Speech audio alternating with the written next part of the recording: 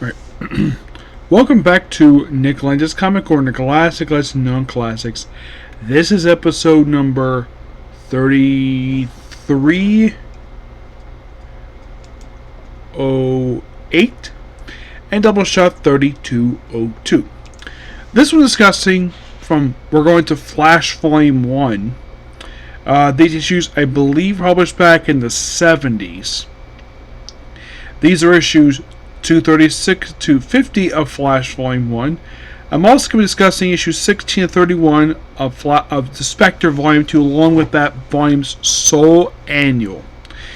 In the case of the Flash issues, a lot of the time, basically, it's Flash fighting his own rogues, with various things like trying to kill him. There's one of these issues where just Captain Cold, actually a couple times Captain Cold with either his sister or with Heatwave.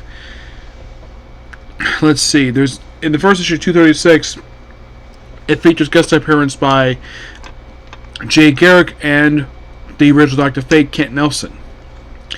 There's also a subplot in these issues with a woman, Diane, who actually does know Barry, who knew him from childhood, where she frequently tries to make out with him, constantly in this book, and, well, he keeps telling her no, because he's married, but that's her cue to basically continually trying to kiss him. And Iris is not stupid. She knows basically Barry would never cheat on her, and this is Diane basically playing games. She basically did an investigation about her.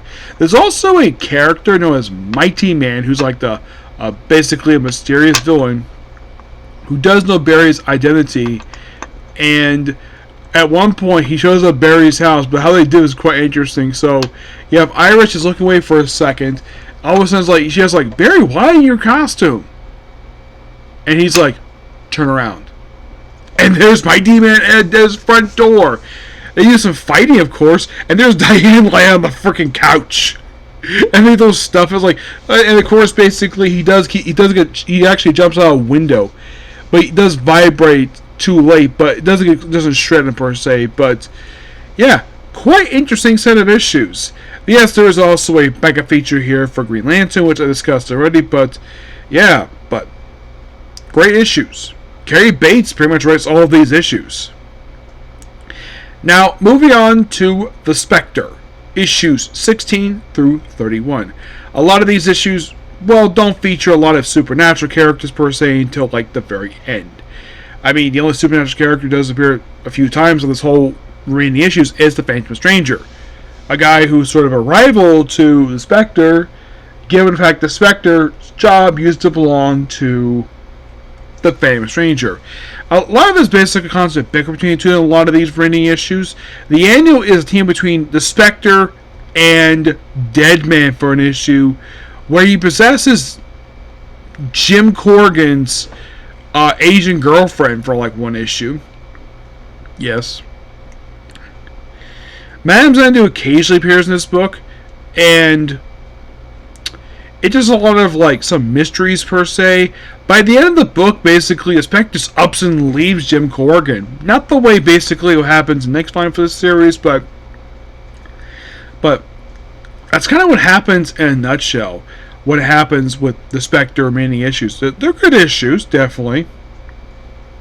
Are they as good next volume? No. Next volume's better. But am I going next volume next as I finish this volume here? No. The plan is to do Dr. Fate Volume 2 next. But final thoughts on Volume 2 for the Spectre. Quite interesting, like I said, quite interesting volume. Nothing bad with this volume per se. Now, weirdly enough, this book was tied to only just a couple crossovers. Yeah, just two. First it was Millennium, and then just Millennium. I think it was that this one was tied into. Yeah, it was a weird idea for a tie-in. The Spectre, a supernatural character dealing with aliens. Well, mostly alien robots. I get the other characters involved, but the Spectre, that was the most oddest choice I've ever seen for this stuff. But yeah, not much else to say about these issues. Okay? So, please be sure to like, comment, subscribe, turn notifications. And next up, we have another Comic Corner. Okay? Next video. Bye.